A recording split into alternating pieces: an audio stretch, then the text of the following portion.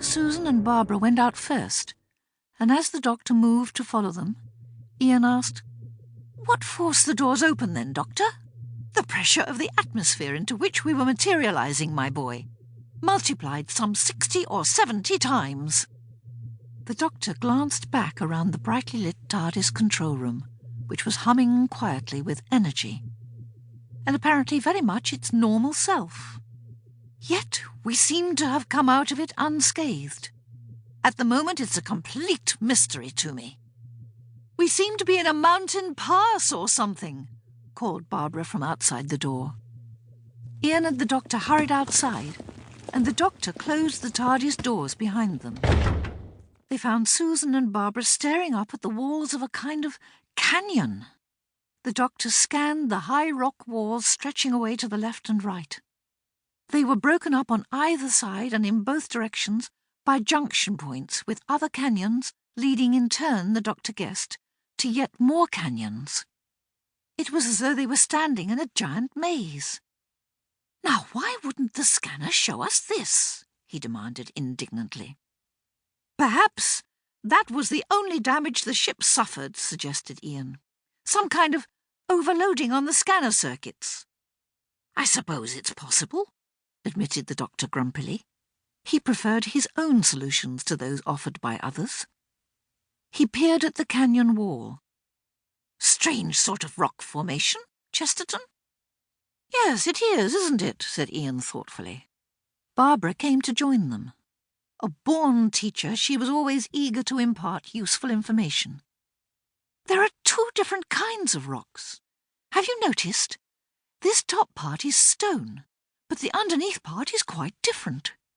"Very observant, my dear," said the doctor dryly. "And what's this, Chesterton? Look here, is it concrete?" Ian bent down and looked where the doctor was pointing. "Might be, but a very rough kind, surely," mused the doctor. Ian nodded thoughtfully. Yes, it is. Maybe it's a new kind, sort of pebbles of sand." "Something manufactured anyway," said the doctor. "Made to keep this great stone in place, to fix it firmly to the ground beneath." Susan looked puzzled. "I would have thought this rock was big enough to stay where it was anyway, without sticking it down." "Yes, it's all very odd," muttered the doctor. He rose and looked around him. They seemed to be at some sort of junction, with canyons straggling away both to left and right.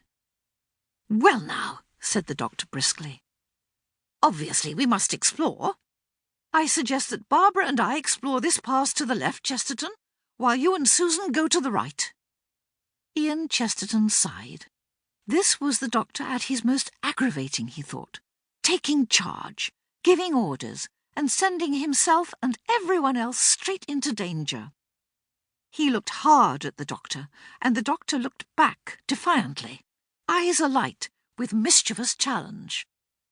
"All right," said Ian resignedly, "but stay within calling distance.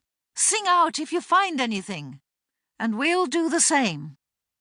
"Yes, yes, yes," said the doctor, and bustled Barbara away. As always, he was eager to discover the secrets of their new and strange environment. They moved along the left-hand branch of the canyon, the doctor peering at the walls and muttering to himself, while Barbara looked ahead. It was Barbara who saw the strange object draped across the wall of the canyon just in front of them. "Look, Doctor! What's that tube thing?" She moved a little closer and then drew back with a gasp of horror. "It seems to be some sort of huge snake. Shall we call the others?" The doctor was childishly reluctant to share their discovery. "No, not yet." He cautiously approached the huge, snake-like form. Yes, I think it's dead." Barbara was relieved. "It's a fantastic size." The doctor peered thoughtfully up at the monstrous shape. "No eyes? No distinct head as such?" He reached up and prodded the thing. The skin is interesting." Barbara shuddered.